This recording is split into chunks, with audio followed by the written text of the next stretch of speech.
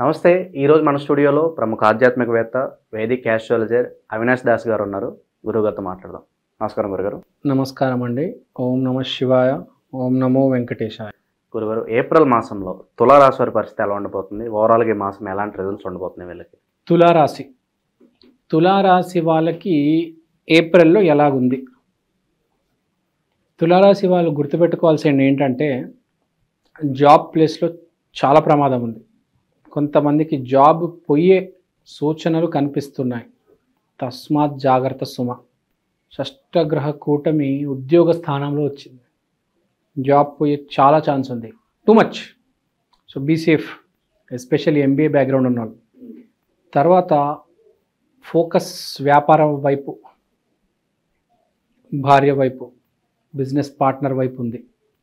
Total focus is to work. బేసిక్గా పని చేయాలి అని.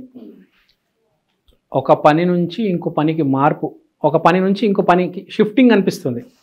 ఇప్పుడు జాబ్ పోతే ఏం చేస్తాడు ఫస్ట్? ఎవడైనా ఇంకో జాబ్ తెచ్చుకోవాలి, లేకపోతే ఒక వ్యాపారం పెట్టేద్దాము. So there is some kind of shift. తర్వాత ప్రపంచం కూడా అరే వీడికి ఇలా జరిగింది అని పాయింట్అవుట్ చేస్తారు. ఈ జాబ్ పోయింది, కొత్త జాబ్ కావాలి కదా, ఏం చేస్తున్నావు? ఎవరెవరో ఏదేదో అడ్వైజ్లు ఇస్తారు. ఇక్కడ కోపం వస్తూ ఉంటుంది. వీడేదో వ్యాపారం మొదలు పెడదామని చూస్తాడు, అందరికీ చెప్తాడు, అందరూ సజెషన్స్ ఇస్తారు, మళ్ళీ వీడికి కోపం వస్తుంది. So is little bit hesitant. లోపల ఉన్నది బయటికి చెప్పలేకపోతున్నాడు. చెప్పినా కూడా అందరూ నెగిటివ్గా తీసుకుంటున్నారనే బాధ.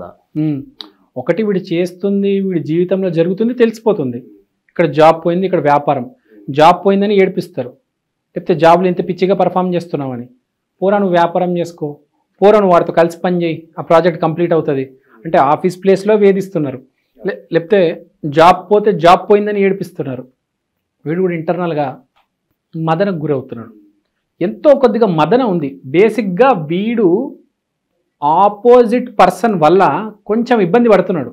వీడు వ్యాపారం వల్ల ఇబ్బంది పడుతున్నాడు. వీడి వ్యాపారం కొంచెం బయటపడుతుంది. వ్యాపారానికి కొన్ని సీక్రెట్స్ ఉంటాయి కదా. వీడి వ్యాపారాలు బయటపడ్డము, వీడి అఫైర్ బయటపడ్డము, వీడి బిజినెస్ పార్ట్నర్తో గొడవలు బయటపడ్డము, మళ్ళీ వీడి భార్యతో ఎలా ఉంటున్నాడు, ఏం చేస్తున్నాడు, వీడి భార్య గురించి ఫోకస్ పెట్టడము, నువ్వు ఎంత ఖర్చు పెడుతున్నావు, ఏం ఖర్చు పెడుతున్నావు, ఇదంతా బేసిక్గా బయటకు వస్తుంది అన్నమాట. ఇప్పుడు ఒక్కసారి గందరగోళం స్టార్ట్ అయిందంటే, ఇప్పుడు మీరే ఆలోచించండి, ఒకసారి ఉద్యోగం పోయిందంటే ఫస్ట్ మనిషి ఏం చేస్తాడు? ఇంట్లో కూర్చుంటాడు. నువ్వేం చేస్తున్నావు నాకు అని అడుగుతాడు కదా భార్యని. సో కొంచెం ఆ గందరగోళ స్థితిలో ఉన్నాడు. ఇంకో జాబ్ ఎత్తుకుదాము, లేకపోతే ఎవడైతే జాబ్లో ఉన్నాడో వాడు కూడా ఆఫీస్లో ఇబ్బంది పడడం వల్ల ఇంట్లో వచ్చి చిరాకు పడతాడు. Okay. So there is some kind of hesitance. గిన్నెలు ఇసిరేయడము, కంచం ఇసిరేయడము, అంతర మదనం జరుగుతుంది. ఇక ఉద్యోగపరంగా ఇబ్బందులు ఉన్నాయి, ఆర్థికంగా కూడా. ఆర్థికంగా ఇప్పుడే ఏం అవల వాడికి, ఇప్పుడే ఏం అవల. ఆర్థికంగా అంత ఎఫెక్ట్ కాలేదు. ఆర్థికంగా బాగానే ఉన్నాడు, కానీ అంతర మదనం, టెన్షన్, గోల, భారీ ఇబ్బంది పెట్టొచ్చు. ఆ పాయింట్ ఒకటే పాయింట్ మీద గుచ్చి 10 సార్లు చూపించవచ్చు. ఇబ్బంది పెడుతున్నారు వీడిని. సో వైవాహిక జీవితంలో కూడా కాస్త గొడవలు వచ్చే అవకాశం కనిపిస్తుంది. వైవాహిక జీవితంలో గొడవలు వస్తాయి. వ్యాపార జీవితంలో కింద మీద అవుతుంది. జాబ్ చేసే ప్లేస్లో కూడా ఇబ్బంది పెడతారు, లేకపోతే జాబే పోవచ్చు. There is a disturbance in తులారాశి రైట్ నౌ. ఏంటి మార్గం, ఎలా బయటపడాలి? అలా గురుగారు, విద్యార్థుల పరిస్థితి ఏంటంటారు మరి? విద్యార్థులు కూడా ఇబ్బంది పడుతున్నారు. కాంపిటేటివ్ ఎగ్జామ్స్ సరిగ్గా రాయలేరు. ఆ ఎంసెట్, నీట్ ఇప్పుడు అవే వస్తున్నాయి కదా, కాన్సన్ట్రేట్ చేయలేక సరిగ్గా రాయలేకపోతున్నారు. కింద మీద అవస్థలు పడుతున్నారు. సో వీళ్ళు కనుక ఇప్పుడు రెమెడీ చేసుకోవాలి, కంపల్సరీ రెమెడీ చేసుకోవాలి. వీళ్ళకి శుభకార్యాలు మరి ఎంతకాలం తర్వాత జరిగే అవకాశాలు కనిపిస్తున్నాయి? ఏం లేదు, గురువు రాశి మారుతాడు మే 15వ తారీఖు. అప్పటిదాకా సైలెంట్ ఉండు నాన్న. మే 15 తర్వాత ఏమైనా చేసుకో. ఇంకా నీ జన్మజాతకం బాగాలేదంటే అసలు ఏది టచ్ కూడా చేయకు. సో పాయింట్ ఏంటంటే, వీళ్ళు ఇప్పుడు ఏం చేయాలి? నామస్మరణ చేయాలి, కంపల్సరీ చేయాలి. నామస్మరణ ఏంటి తులారాశి అంటే, లేకపోతే విష్ణుమూర్తి కూడా చేసుకోవచ్చు. బేసిక్గా లక్ష్మి, అష్టలక్ష్మి, విజయలక్ష్మి చాలా ఇంపార్టెంట్.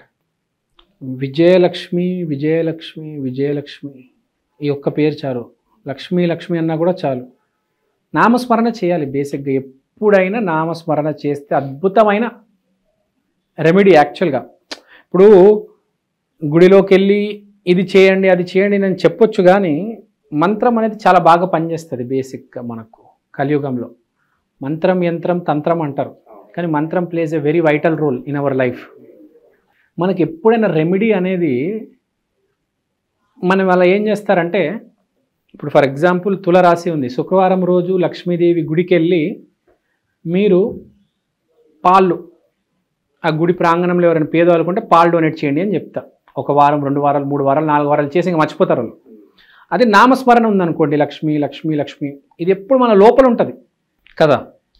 మన లోపల ఉండేసరికి ఇప్పుడు విరాట్ కోహ్లీ బ్యాటింగ్ చేసేటప్పుడు అంట, ఆస్ట్రేలియా టూర్కి వెళ్ళేటప్పుడు ప్రతి బాల్ ముందు ఓం నమ శివాయ అని అనేటోడంట. మీకు ఐడియా ఉందా ఇది? అతనే ఇంటర్వ్యూలో చెప్పాడు. సో అతనికి ఓం నమ శివాయ అనేది పుట్టుక నుంచి ఉంది కాబట్టి ఆటోమేటిక్ అది మనకు ట్రిగర్ అవుతుంది సిచ్యువేషన్స్ వచ్చినప్పుడు. సో వాడు చెప్పిన ఇది నేను బాగా పర్ఫామ్ చేయడానికి one of the main reason ఆస్ట్రేలియాలో ఇది అంటాడు. ప్రతిసారి ఓం నమ శివాయ అనేటోడంట. బాగా క్రిటికల్ సిచ్యువేషన్స్లో అందరు అవుట్ అయిపోయే సిచ్యువేషన్స్ వీడు ఒక్కడి నుంచో ఆడేటోడు. మీకు గుర్తుందో లేదో ఆస్ట్రేలియాలో దీని ముందు టూరు, ఇప్పుడు జరిగిన టూర్ కాకుండా ముందు టూరు, బాగా పేరు వచ్చింది. 5-6 సెంచరీలు కొట్టాడు ఆ టూర్లో. So this is the reason. So నామస్మరణ అనేది మోస్ట్ ఇంపార్టెంట్ జీవితంలో. మీ ఇష్ట దైవాన్ని ఆరాధ్యాన్ని పట్టుకొని ఆ నామస్మరణ చేయాలి. ఎప్పుడైనా ఏ మనిషి నామస్మరణ చేస్తే, ఇప్పుడు 2 రోజులు నామస్మరణ చేయడం వేరు, ఒక 10 సంవత్సరాల నుంచి నామస్మరణ చేస్తూ వస్తున్నారు, దానికి చాలా పవర్ ఉంటుంది. తెలియకుండా మనం ప్రొటెక్ట్ చేస్తూ ఉంటుంది అది. కొంతమందికి అయితే కొన్ని జన్మల నుంచి నామస్మరణ ఉంటుంది. ఇప్పుడు ఒక పేరు చెప్తాను మీకు నేను, రాజశ్రీ నంది అని. మీరు యూట్యూబ్లో అతని పేరు కొడితే చెప్తాడు, అతను కొన్ని జన్మల నుంచి నామస్మరణ చేస్తున్నాడు. అతను ఆ నామస్మరణనే అతను గైడ్ చేస్తుంది జీవితంలో, ఏ కష్టం లేకుండా అతన్ని చూసుకుంటుంది. నామస్మరణ ఎప్పుడు మనతో ఉండాలి. మనం ఏమీ చేయకపోయినా మనం ప్రశాంతంగా ఉన్నా కూడా మనకు అది వినిపిస్తూ ఉండాలి సబ్కాన్షియస్ లెవెల్లో. అంత నామస్మరణ ఉండాలి. మన ఫోన్ రింగ్ టోన్ మనకు సబ్కాన్షియస్గా ఎలా వినపడుతూ ఉంటుంది, అలా మనకు నామస్మరణ అనేది వినపడుతూ ఉండాలి. నామస్మరణని మించిన రెమెడీ లేదు. అది చాలా ఇంపార్టెంట్ పాయింట్ జీవితంలో గుర్తుపెట్టుకోవాల్సింది. ఇప్పుడు ఇంకో విషయం చెప్తా. ఇప్పుడు నామస్మరణ చేస్తున్నారు, జాబ్ పోయిందని బాధపడద్దు.